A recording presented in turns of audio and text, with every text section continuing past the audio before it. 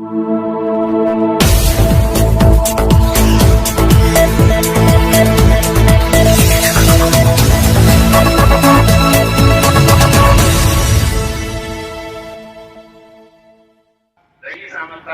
نائب مفتی شہر بھوپال، تحصیلدار خان نائب مفتی شہر بھوپال، محمد شرافت رحمانی نائب قاضی شہر بھوپال، سید علی قدر حسینی نائب قاضی شہر بھوپال، یاسر عرفات انچارج سیکریٹری محترم۔ تو ہم نے ان کے لیے کیا بجٹ آج اس میں بجٹ بنایا جائے ناشتے کا 30 روپے کی دودھ کی تھیلی آتی ہے آدھا کلو، تو بھائی آتی نہیں ہے اصل 30-15 روپے کی چائے کی بات 60 روپے کی ہو گیا، وہ بسکٹ کا مطلب 10-15 روپے تو آ جائے تو کہ امام صاحب کو بتا رہا ہوں، کیونکہ آملیٹ اور بٹر اور معاف کیجیے گا بریڈ یہ تو ہمارے مقدمے میں ہمارے کھانے کا امام صاحب کا تھوڑی، یہ تو میں رسول کا بنا تو 75-80 روپے تو یہ ناشتے کے ہو گئے، ذرا مہینے کا جوڑیے کتنا ہو گیا، پھر کھانے کا تو جوڑیے کتنا ہو گیا، کھانے کے لیے ہم سب کو لائیو فوکس سے محبوب خان، مدھیہ پردیش، بھوپال۔ آج ہم کوئفی جا میں آئے صوفیہ مسجد کے اندر۔ یہاں پہ جو امام مؤذن کو لے کر جو تنخواہ کا جو مسئلہ چل رہا تھا اس کو لے کر یہاں پہ آج ایک مشورہ رکھا ہے، اور یہ بھوپال کی تمام مسجدوں کے اندر یہ بات چل رہی ہے، اور اس کو لے کر جو غور فکر چل رہی ہے اس کو لے کر آج ہم کوئفی جا صوفیہ مسجد کے اندر موجود ہے۔ یہاں پر ہمارے ساتھ کچھ حضرات ہیں جو کہ اس کام کو کر رہے ہیں، تو ہمارے ساتھ جناب یاسر صاحب ہیں، آئیے ہم ان سے کچھ بات کرتے ہیں۔ یاسر بھائی، یہ جو اپنا آج جو مشورہ یہاں پہ رکھا ہے امام مؤذن کو لے کر، اور جو مہیلائیں جو مسلمان کی جو سموہ کے اندر بیٹھتی ہیں اور جو دوسرے گھروں کے اندر کام کرنے جاتی ہیں، کچھ بچے پڑھائی بھی نہیں کر پاتے ہیں، اس کو لے کر ہم جو غور فکر کر رہے ہیں، تو یہ کیا مسجد کمیٹی یا وقف بورڈ کے یا پھر اپنا سرکار کی طرف سے ہے، یا اپن خود اس کام کو انجام دے رہے ہیں؟ دیکھیے، مساجد کمیٹی کی طرف سے تو جو نذرانہ ملتا ہے ائمہ مؤذن حضرات کو وہ دیا جاتا ہے۔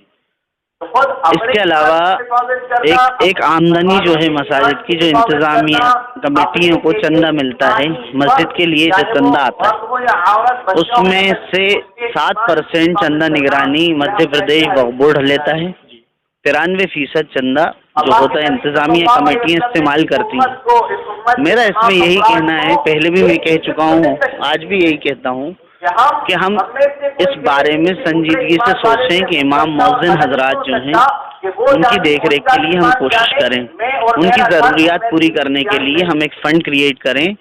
خود صدر سیکریٹری کو چاہیے کہ اس میں آگے بڑھ کر وہ حضرات امام مؤذن کے ساتھ یعنی ایسا کوآپریشن بنائیں کہ جیسے ہم مسجد کی تعمیر کی فکر کر رہے ہیں، اسی طریقے سے ہم امام کے گھر بنانے کی فکر کریں، امام کو گاڑی دلانے کی فکر کریں، اس کی فیملی کی، اس کے بچوں کو پڑھانے کی فکر کریں۔ یہ سب بھی ہماری ذمہ داری ہیں۔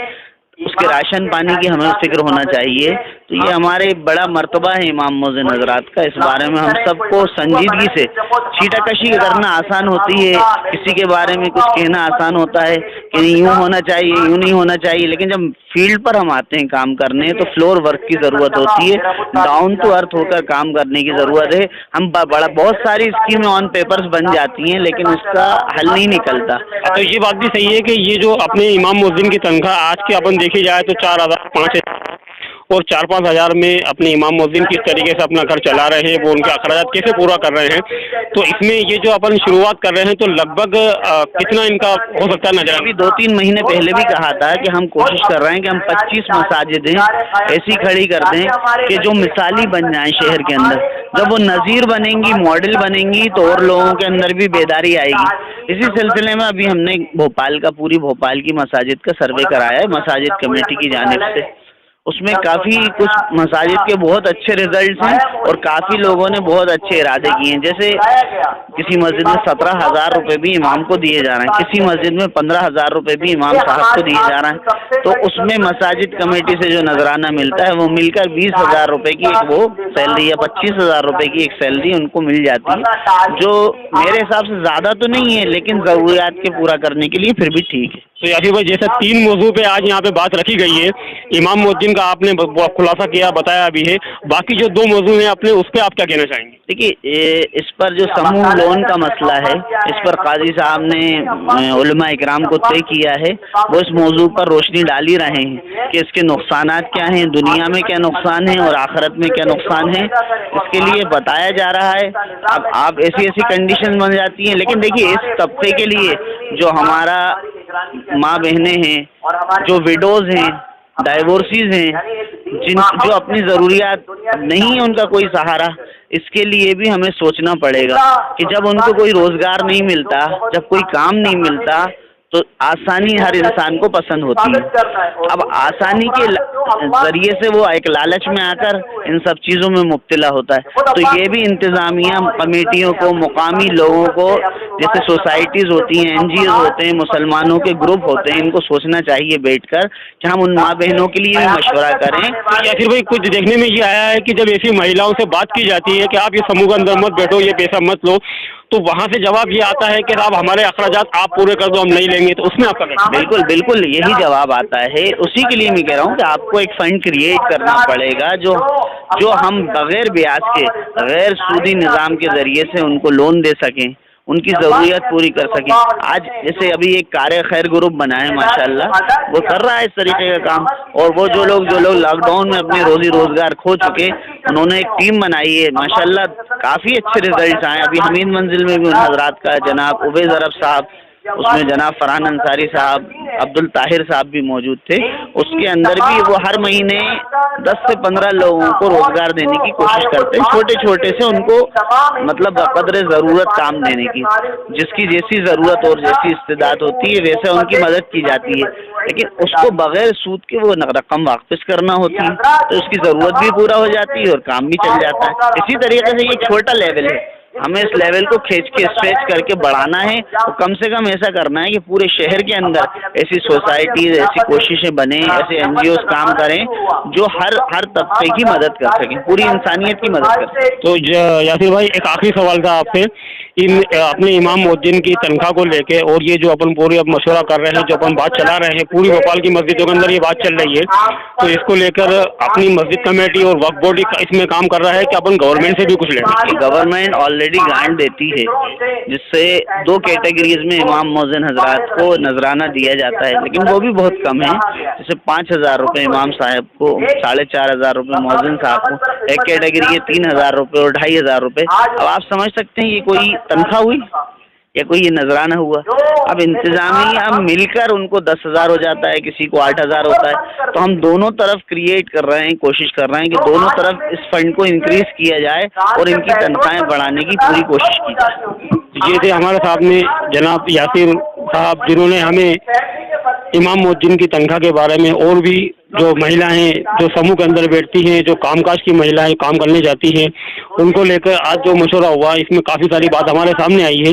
तो आइए हम आपका नाम बताइए। बाबर बादशाह खान। बादशाह भाई, ये जहाँ पे आज जो अशरफिया मस्जिद के अंदर आज जो मशवरा रखा गया इमाम मुअज्जिन की तनख्वाह को लेकर, 3 मौजू पे ये काम चल रहा है और लगभग भोपाल की सभी मस्जिद के अंदर ये काम चल रहा है, तो इसमें आपका क्या कहना है और आगे अब इमाम मुअज्जिन की तनख्वाह है वो बढ़ेगी या नहीं बढ़ेगी? नहीं, पहले तो मैं ये बताऊँ कि भोपाल की हर मस्जिद में ये काम नहीं चल रहा। उसी की फिक्र को लेकर हमारे खालिद भाई और हमारी टीम, रिजवान मियाँ और दीगर हमारे साथ जो टीम के साथ लोग जुड़े हुए हैं, हज़रत काजी साहब के पास हम इस पेशकश को लेकर गए कि आज के इस गए गुजरे दौर के अंदर जहाँ एक लेबर की तनख्वाह बढ़ाई गई, जहाँ एक मजदूर की 8-10 साल के अंदर 400 रुपये हो गए, एक मिस्त्री के 700 रुपये हो गए, लेकिन इमाम साहब के 5,000 रुपये, ये बड़ी बुरी बात है। ये 5,000 रुपये, 6,000 रुपये, उमूमन हम देखे जाएं कि एक मिडिल क्लास जो होता है, मिडिल क्लास के फैमिली के अंदर सुबह नाश्ते का खर्च 100 रुपये रोज़ है, 3,000 रुपये, 4,500 रुपये सिर्फ नाश्ते के महीने के इमाम साहब कैसे पूरा करते होंगे? इस फिक्र को हम लेकर काजी साहब के पास गए। काजी साहब ने इसको हमारी पेशकश को कबूल किया। उसी के अनुमान के ऊपर हमने ये सूफिया मस्जिद के अंदर, भोपाल के अंदर ये प्रोग्राम मुनक्किद किया गया, इसके अंदर कि इमाम साहब की कम से कम 20,000 रुपये जो है नजराना हो। तनख्वाह तो मैं कहता नहीं, क्योंकि कुरान को पढ़ाने की तनख्वाह तो कोई दे ही नहीं सकता। 20,000 रुपये कम से कम नजराना होना चाहिए, क्योंकि ये नायब रसूल है اور जिस बस्ती के अंदर जिस मस्जिद के अंदर इमाम फरवा होंगे तो पूरी बस्ती फरवा होगी, पूरी बस्ती को टेंशन फ्री होगी। और इमाम साहब की तनख्वाह सिर्फ जो है कि नजराना 5,000 रुपये होगा तो फिक्र लगी रहेगी। इमाम साहब के साथ में बीवी बच्चे, इमाम साहब के भी अपना घर और बाहर है, इमाम साहब को भी दवा की ज़रूरत पड़ती होगी, ऐसी बात नहीं, वो भी हमारी तरह बशर इंसान है।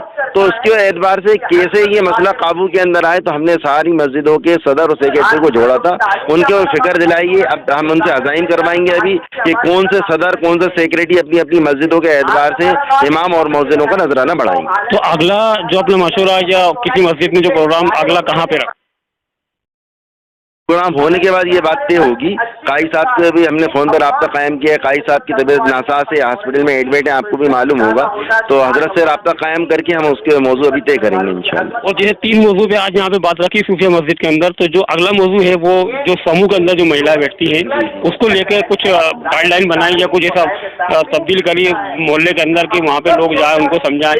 अगर बात ये आती है कि वहाँ पे जब उनको समझाया जाता है तो वो ये कहते हैं कि आप हमारा अखराजात पूरे कर दीजिए, हम इस पैसे को नहीं लेंगे। जी, तो उसके आज आप क्या कहेंगे? ये हम उनको समझाएंगे और उनके लिए हम फंड इकट्ठा बनाएंगे। एक फंड बनाया जाएगा काई साहब की क़यादत के अंदर, क्योंकि अभी तो ये बात ऊपर ही ऊपर है।